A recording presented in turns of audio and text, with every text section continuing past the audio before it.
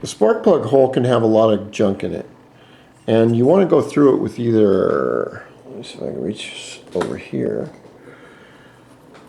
You want to have a little wire brush that can go in here and go through the threads, okay? You want to make sure there's no junk on the bike.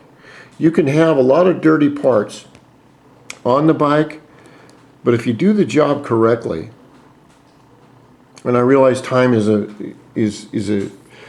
real problem, and you can't always do it correctly.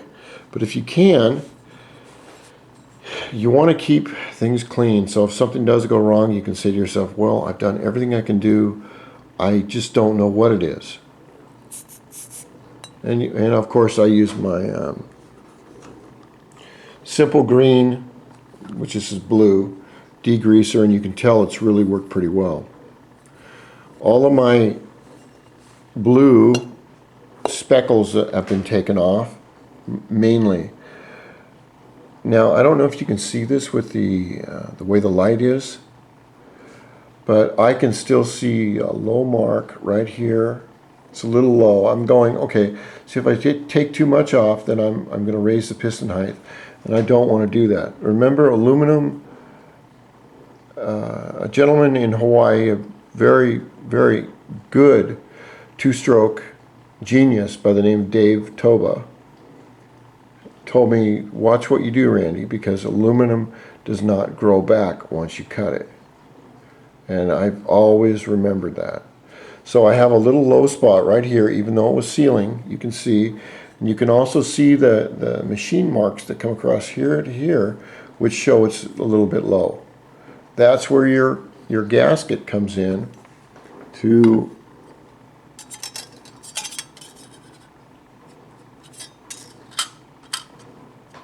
take care of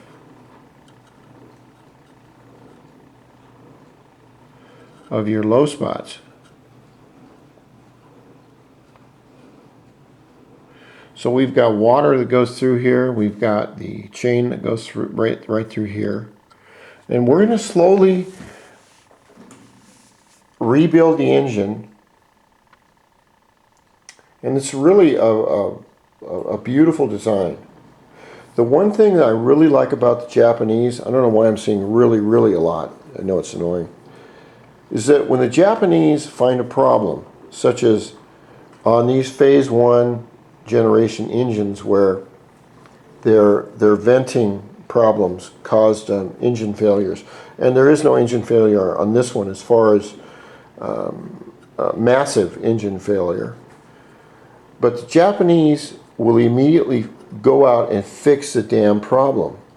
They don't form a committee on Honda RUCKUS motors and talk about it for a year. They fix the damn thing. So, Japanese, totally cool. And now I probably got to get ready to get up and go to work tomorrow. It's cold out here, pretty cold. And these will be cleaned up a little bit more, and then we'll go on to start the rebuild. We're gonna take the crankshaft here. We're gonna rebuild it. I'm gonna show you the proper placement of the piston rings, the way they're supposed to be done, so you don't have any questions about that. I'm going to show you how to place the cotter pin, not cotter pins, they're piston circlips. I'll show you how they go in and the trick of that. We're even going to do a little bit of piston work on, I'm going to show you how to get more oil on with the new piston. We might even do a little bit of ring work too, as far as there's just little chamfering things we can do with the rings.